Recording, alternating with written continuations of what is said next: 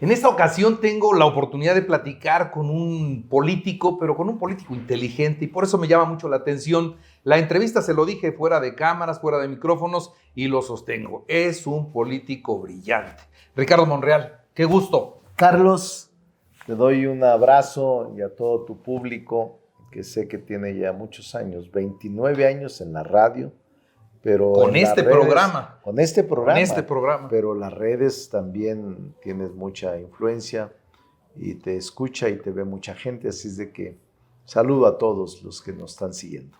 A ver, vamos a comenzar. Ha tenido sus vaivenes el tema de la sucesión, el tema de lo que está viviendo hoy Morena, y de repente veíamos a Ricardo Monreal de bajada, y ya no veíamos que alcanzara una buena oportunidad, y de repente otra vez ahí está compitiendo con todo. ¿Cómo le hizo? ¿Por qué resistió? ¿Por qué no se derrotó? Mira, soy un político resiliente. Quizá los años de vivir en la adversidad te hagan muy resistente, en efecto, esa es la palabra. Porque frente al presidente, asumir una actitud independiente, racional, no fue fácil, porque es muy fuerte el presidente, Carlos. Y yo nunca me enemisté, nunca me confronté con él.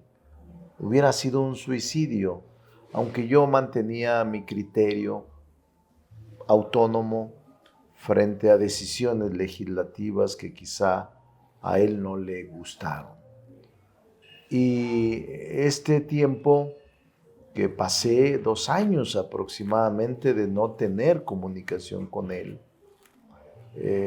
yo resistí en Morena. Incluso te podría decir que con un clima de hostilidad, el que tú dices, que me caí hasta el fondo, porque la propia militancia daba por hecho que yo me iría de Morena o que iría a encabezar a otro partido, a otra coalición en contra de Morena. Yo siempre afirmé que no eran mis planes, que nunca me iba a confrontar con el presidente, y así lo hice. El tiempo me dio la razón, Carlos, porque esto es de tiempos de no desesperarse y de no precipitar una decisión que luego lamentas toda tu vida. Y yo esperé el tiempo correcto para aclarar y para que mi verdad pudiera aflorar y hubiera entendimiento. Pero ¿por qué, por qué el presidente, siendo presidente hoy, no lo entiende cuando él en su momento era así? Así es.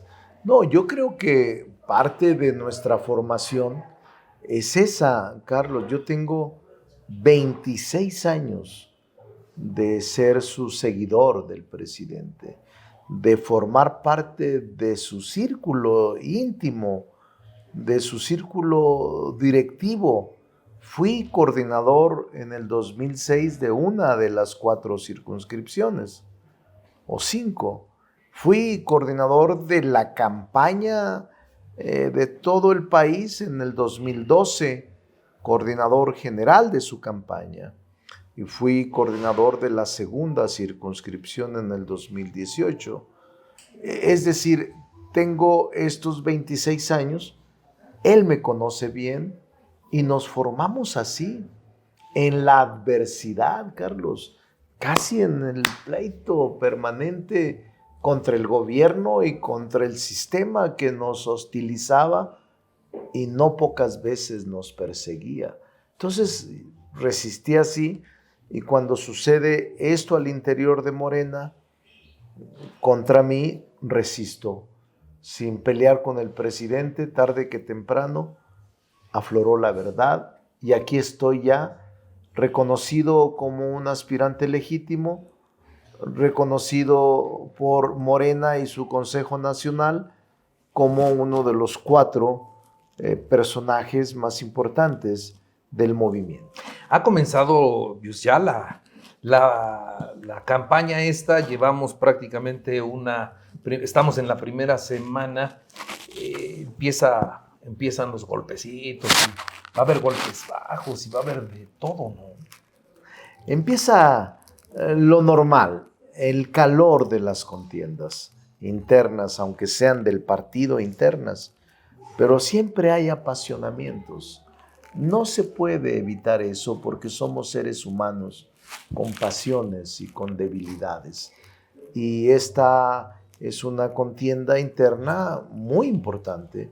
Entonces sí empiezan a aflorar, a presentarse diferencias, quizás todavía tenues los golpes, pero yo espero que no suban de tono.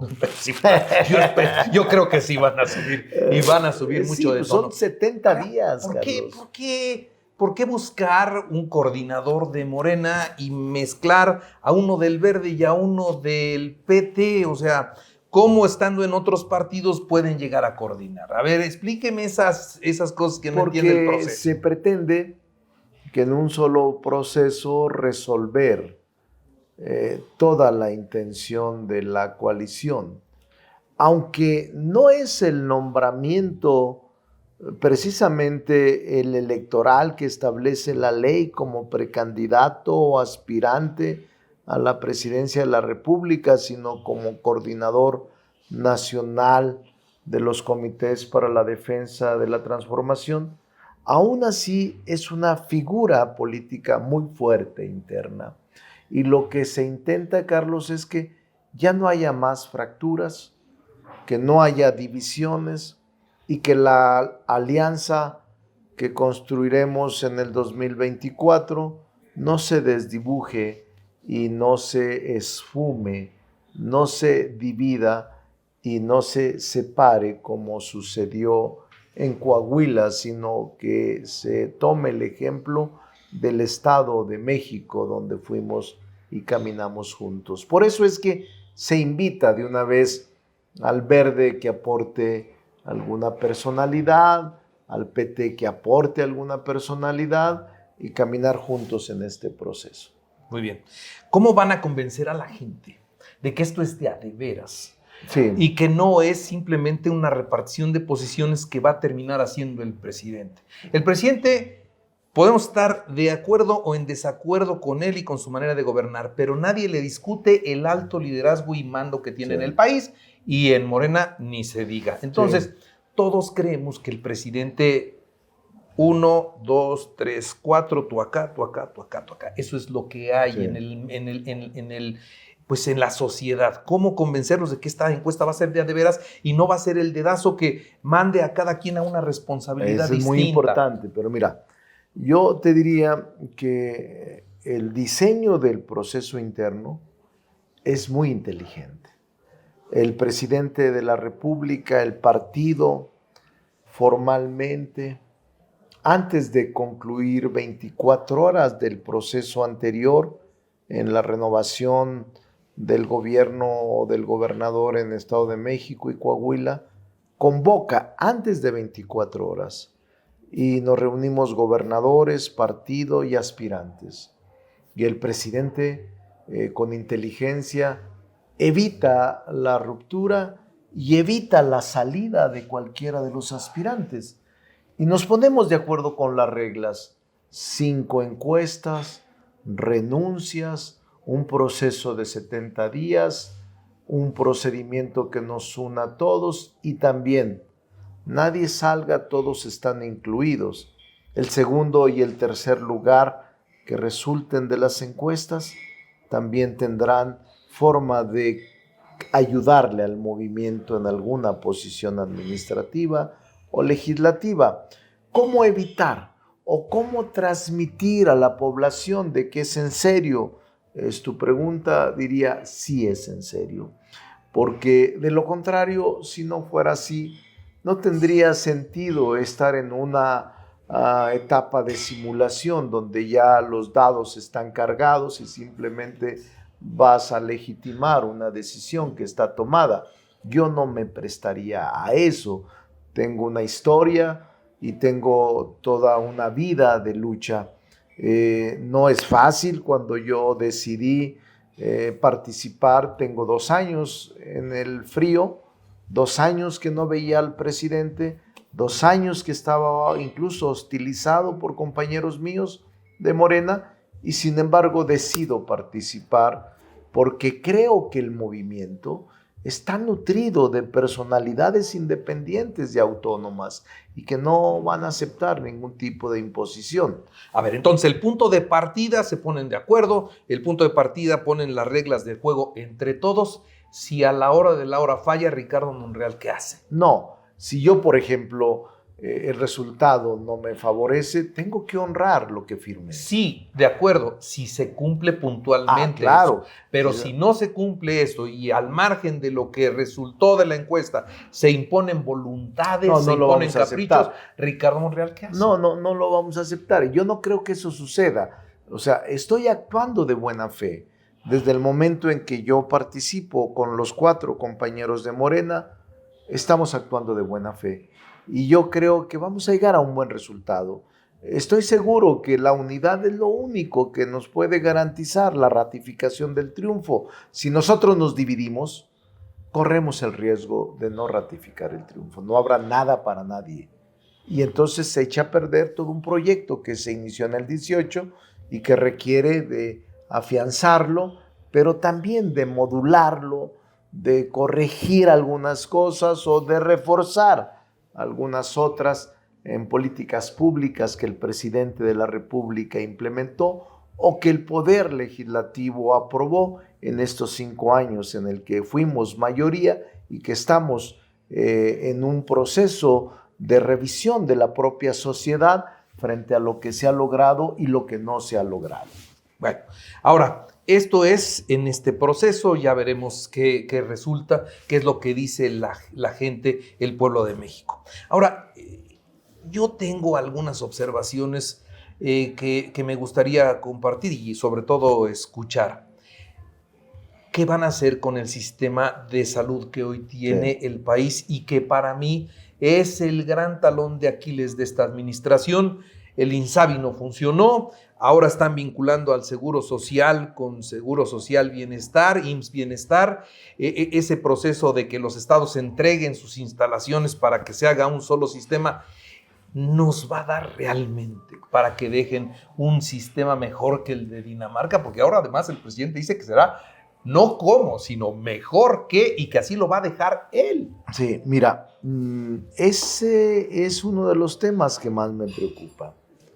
La política de bienestar, que encierra no solo salud, que es un tema que tú ya lo comentaste, coincido, de los temas que más preocupan es la salud de los mexicanos y las mexicanas. Pero junto con ello está educación y está seguridad social, incluso el empleo, dentro de la política de seguridad y social y dentro de la política de bienestar. Yo te diría que una de las preocupaciones que tenemos es la salud. ¿Cómo lograr que esta experiencia desafortunada del INSABI, que no resultó, no nos afecte en la transición política posterior? ¿Cómo afianzar y fortalecer el sistema de salud nacional? ¿Y cómo lograr los propósitos que el presidente se ha planteado? No solo asimilarlo, sino mejorarlo, como tú dices, frente a países noruegos y nórdicos como Dinamarca. No, yo creo que es un tema no fácil, Carlos. Has tocado uno de los temas que más me preocupa, que es la salud. Porque sí tenemos que reconocer que con la desaparición del INSABI fue una experiencia desafortunada, que muchos creímos que iba a ser posible enfrentar este grave problema de salud.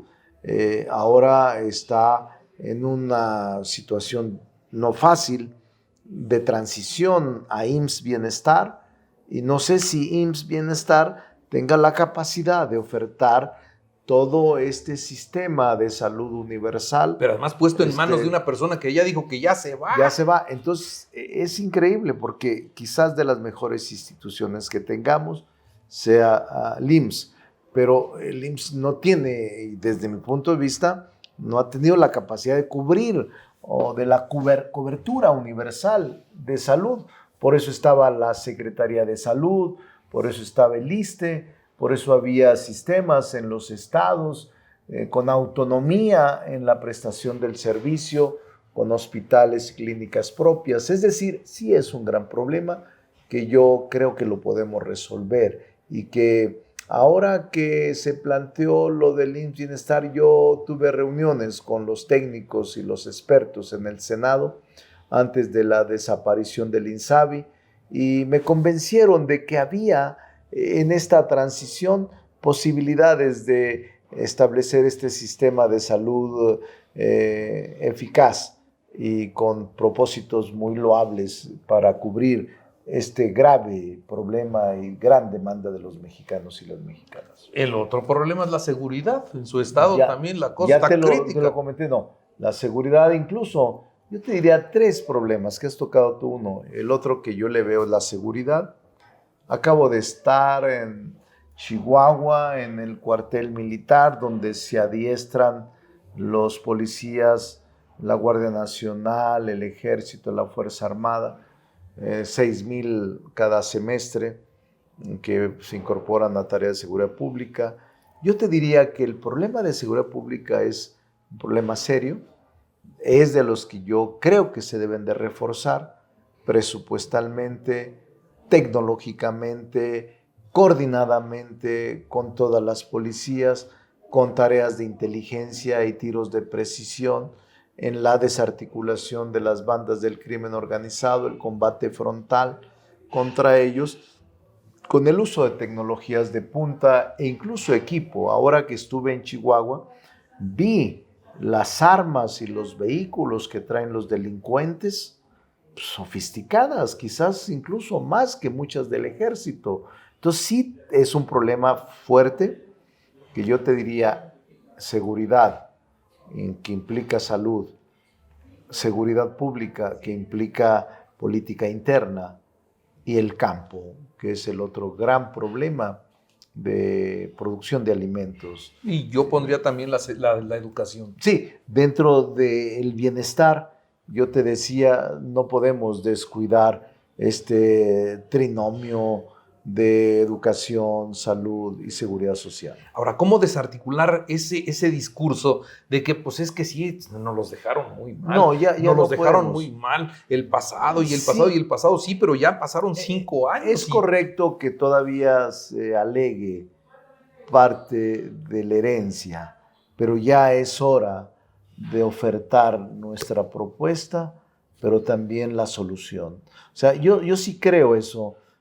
Ya cada vez es menos la justificación de cómo se entregó al país y ahora ya es nuestra responsabilidad en esta primera etapa de transición política cómo ofrecer resultados tangibles y aceptados por la sociedad en políticas como las que estamos platicando. Una última pregunta, senador, que a mí sí me interesa mucho saber. ¿Cómo piensan reconciliar a la sociedad? Ese es un tema claro. Porque se polarizó, o sea, esa es una realidad. Hoy de un lado hay unos, del otro lado, y es irreconciliable en estos momentos las dos visiones de país. Hay forma. Mira, yo te digo mi experiencia personal. Como líder de la mayoría del Senado, como presidente de la Junta de Coordinación Política, te podría decir, Carlos, que pude conciliar con todos los grupos parlamentarios, dialogué con todos, logramos mejorar leyes y aplicar políticas públicas en beneficio de la sociedad. No fue necesario confrontarme con ellos. Incluso cuando salgo, todos los partidos, sin excepción, reconocieron que siempre hubo un trato deferente y se escuchó. No hubo un solo adversario que me atacara porque cumplí siempre mi palabra. Yo te digo, tengo la experiencia de tratar con la oposición y los adversarios y podemos lograr que el país se reconcilie. Yo soy de los que piensa, Carlos, que puedes llegar al mismo destino, al mismo puerto, al mismo propósito que te planteas con consensos y acuerdos. Es decir, no necesariamente tienes que confrontarte e imponerte con mayoría, sino al contrario, señores, ¿qué es lo que le conviene al país? Estemos unidos en lo fundamental. Mantengamos nuestra diversidad y nuestra opinión distinta, pero en lo fundamental para el país pongámonos de acuerdo. Y eso es lo que yo pretendo y lo que aspiro. Ahora, eso se dio en el Senado, efectivamente, y se lo reconozco, porque todos los senadores hoy hablan bien de Monreal, pero aterrizar eso a la sociedad... Sí se puede, se puede. No, sí se puede, Carlos. Lo que pasa es que está polarizada, pero yo creo que sí se puede. La gente no quiere más pleito. La gente no quiere más confrontación. La gente quiere solución. Quiere que le resuelva sus problemas. Quiere concordia. Quiere vivir en paz. Quiere que se recupere la seguridad. Quiere que su empleo mejore. Eso es lo que la quiere, mejores servicios. Eso es lo que la gente desea. Los pleitos no les interesan, no les gusta. Y yo soy de esos, de ese sector que cree que la conciliación nos puede llevar a mejores caminos para el país. Déjele un mensaje a los poblanos, ¿no? Que me da mucho gusto estar en Puebla, que me da mucho gusto estar con Carlos, que es un entrevistador inteligente, realmente me exprimió, porque es buen entrevistador, pero quiero dejarles un mensaje, confíen. Soy un hombre que se ha formado en la adversidad, pero soy de reconciliación. He luchado siempre contra la adversidad, pero soy el más preparado. Tengo en mi haber político la mayor experiencia política que no hay ninguno de los que aspiran a tenerlo, puesto interno del partido, que es un vínculo para lo que viene en el futuro, pero que me da mucho gusto estar conviviendo con los poblanos y las poblanas y que les mando un abrazo, pidiéndoles que confíen y tengan esperanza. No apaguen la vela, no apaguen la luz de la esperanza. Confíen en que este es un gran país. Muchas gracias.